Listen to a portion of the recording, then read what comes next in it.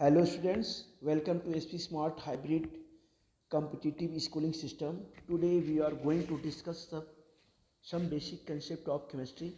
बच्चों हम some basic of chemistry में लेक्चर नंबर 8 डिस्कस करेंगे. लेक्चर नंबर 8 में है आज Gay Lussac's law of the gases volumes and Avogadro's law. तो चलिए हम डिस्कस करते हैं बच्चों Gay Lussac's law of gases volume होता क्या है. ओके तो चलिए हम आज इस पर डिस्कस करते हैं. गेलुशॉफ लॉ ये होगी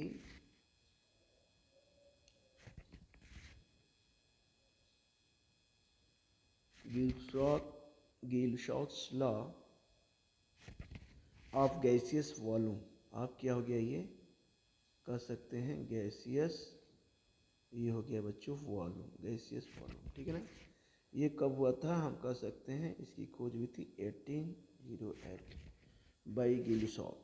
किसके थ्रू किया था, किसने किया था? बाई गेलुशॉफ ने. ठीक है बच्चों.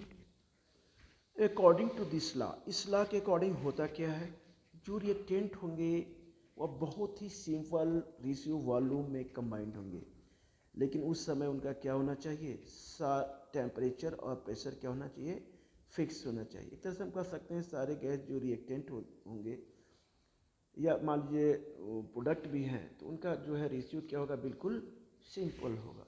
चलिए बच्चों कैसे हम इसको डिफाइन करते हैं, यहाँ पे करते हैं अकॉर्डिंग टू, हम यहाँ लिखते हैं बच्चों according to this law, according to this law. ठीक है. इसमें बच्चों कहता है व्हेन गैसेस कंबाइंड, हम कह सकते हैं व्हेन गैसेस क्या होती हैं, कंबाइंड होती हैं, कंबाइंड होती हैं, या हम कह सकते हैं आर प्रोड्यूस्ड होती हैं इन ए केमिकल रिएक्शन. किसके? इन ए कह सकते हैं केमिकल. अब बच्चों ये क्या होता है, ये in a chemical reaction. They do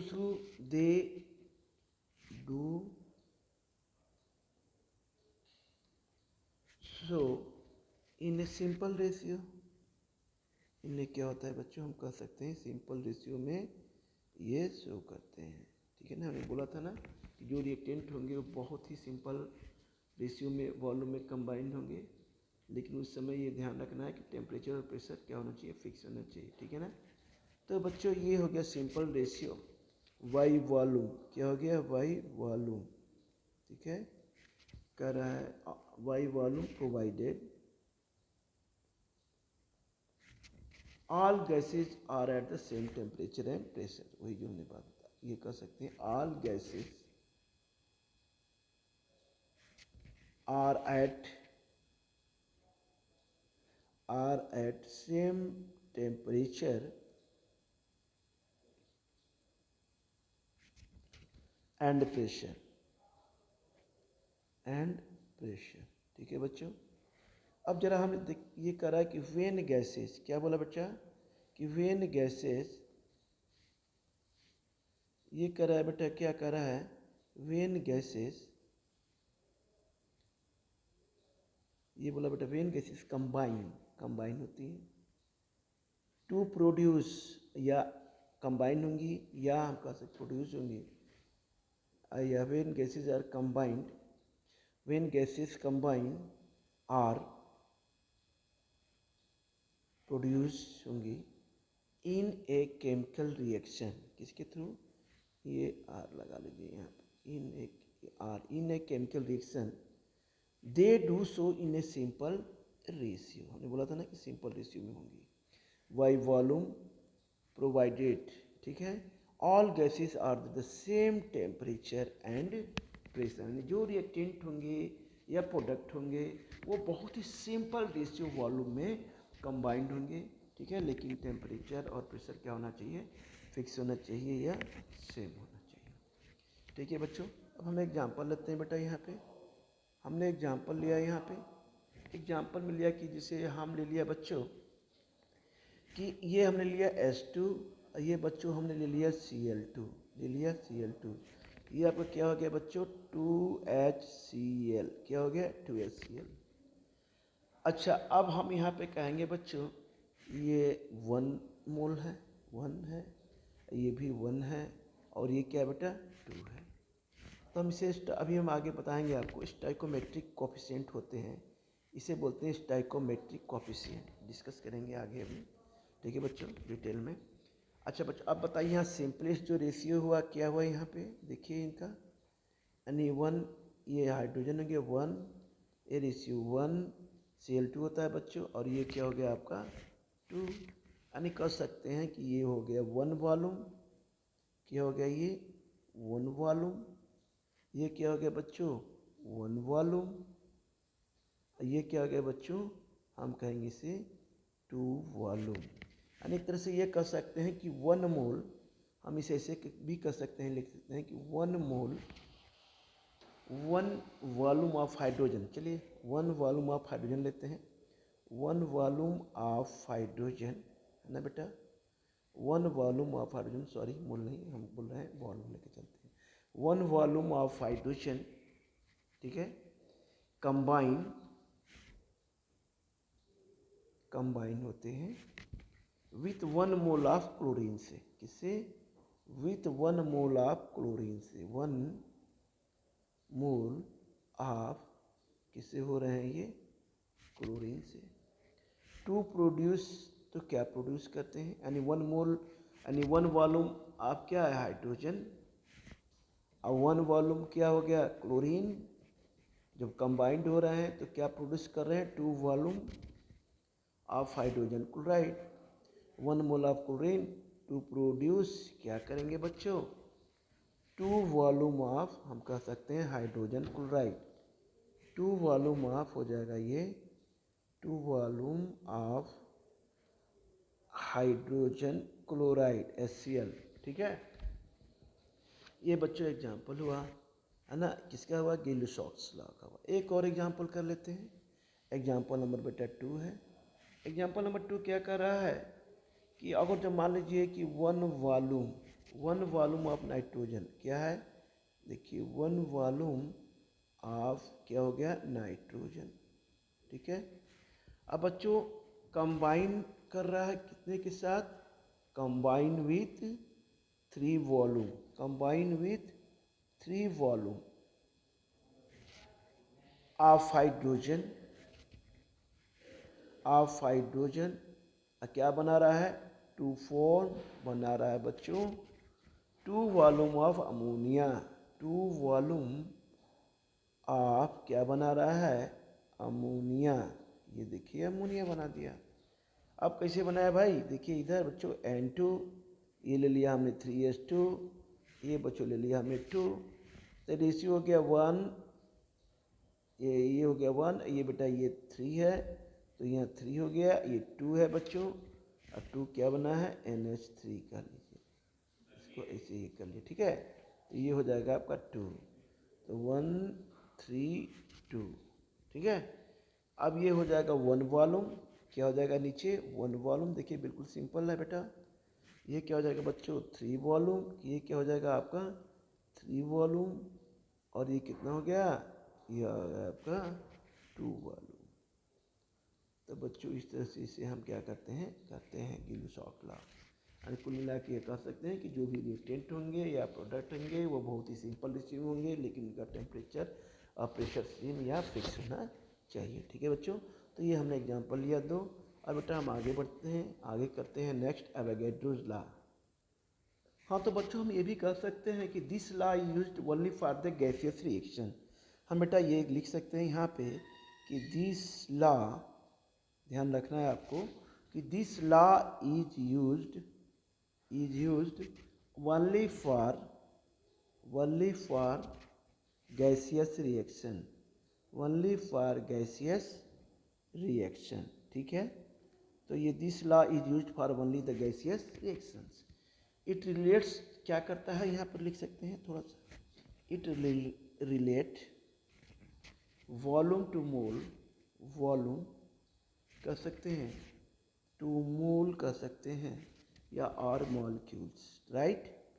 तो इस तरह से बच्चों ये हो गया आपका, क्या हो गया, ये आपका हो गया बेटा गिलुसॉक लॉ। यहाँ लिखेंगे बट, यहाँ लिख दीजिए कि ये point, but not relative mass, right. ठीक है, दिस इज द गिलुसॉक लॉ। अब बच्चों आते हैं एवोगैड्रो लॉस। एवोगैड्रो लॉ भी क्या कहता है? एवोगैड्रो लॉ बेटा हम आते हैं एवोगैड्रो लॉ के बारे में डिस्कस करेंगे यहाँ पे कि एवोगैड्रो लॉ जो होता है, होता क्या है। तो बच्चों आइए, एवोगैड्रो लॉ ये बहुत इंपॉर्टेंट है, आपने पिछली क्लास में पढ़ा भी होगा एवोगैड्रो के बारे में।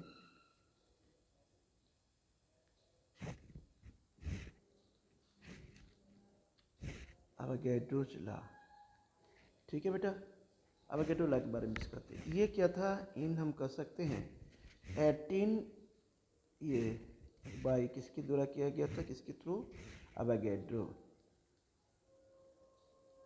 ठीक है। अकॉर्डिंग टू दिस लॉ, इस लॉ के अकॉर्डिंग क्या कहा था कि equal volume of all gases contain equal number of molecules, यानी equal volume of all gases contain क्या होते हैं, equal number of molecules at किस पे होते हैं, सेम टेम्परेचर एंड प्रेशर, है ना। तो हम ये कह सकते हैं अकॉर्डिंग टू दिस लॉ, ये भी लॉ वो according to this law, according to this law, ये क्या कर रहा है, अकॉर्डिंग टू दिस लॉ। तो बच्चों हम कहते हैं according to this law. According to this law क्या होता है कि इसमें बच्चों हम कह सकते हैं कि अगर टेम्परेचर और प्रेशर कांस्टेंट रखें हैं, सारी गैसेस का जो वॉल्यूम होगा, जितना वॉल्यूम होगा उतना ही नंबर ऑफ क्या होंगे, मॉलिक्यूल्स होंगे। इसे हम डिफाइन करते हैं कि इट स्टेट्स, हम कह सकते हैं बच्चों यहाँ पे डिफाइन करते हैं it states that equal volumes of all gases, that equal volume of all gases under the same condition, under the same condition, under the same condition क्या होगी बच्चों, of temperature and pressure, of temperature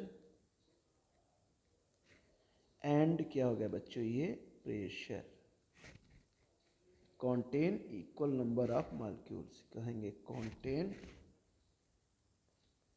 equal number of क्या होंगे बच्चों, ये molecules, right.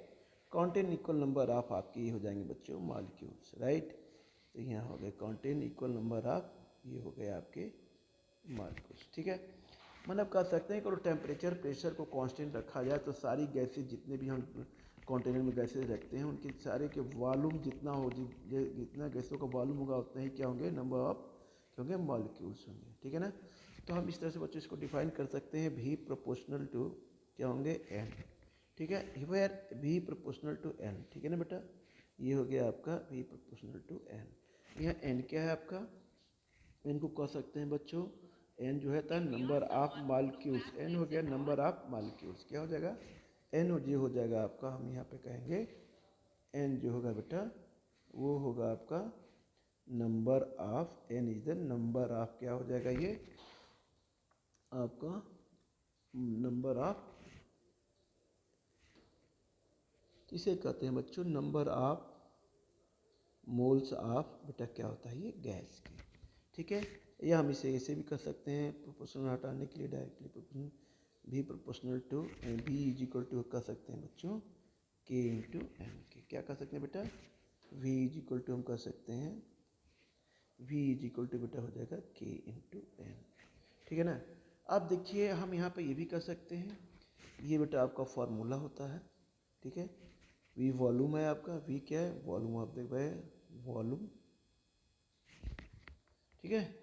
We क्या हो गया आपका, वॉल्यूम, वॉल्यूम हो गया बेटा, ठीक है। और बच्चों यहाँ पे हम अब यहाँ पे ध्यान रखना है कि अगर जो यहाँ जो वॉल्यूम है, वॉल्यूम है ना, अगर जो इंक्रीज होगा यहाँ पे तो मॉलिक्यूल्स भी क्या होंगे, यहाँ पे ये भी क्या होंगे बच्चों, इंक्रीज होंगे। मॉलिक्यूल्स भी क्या होगा बच्चों, नंबर ऑफ ये क्या होंगे, इंक्रीज होंगे, ठीक है ना।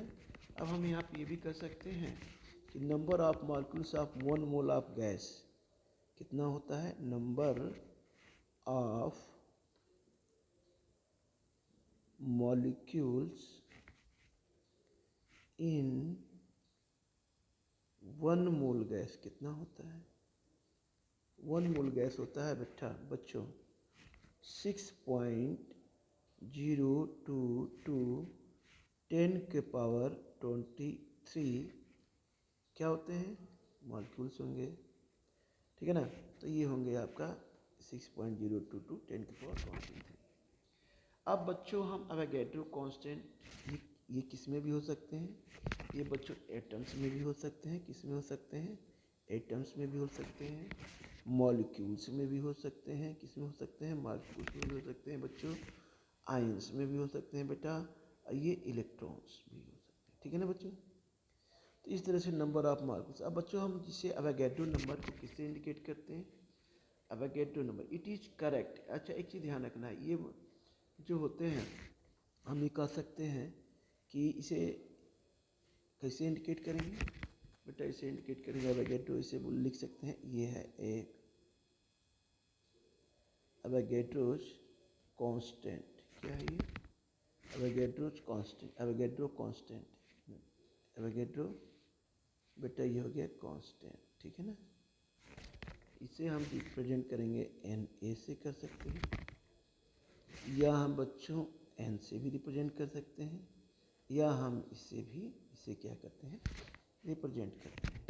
ठीक है ना बच्चों, इससे हम क्या करते हैं, इससे भी क्या करते हैं बेटा, हम इसे रिप्रेजेंट करते हैं।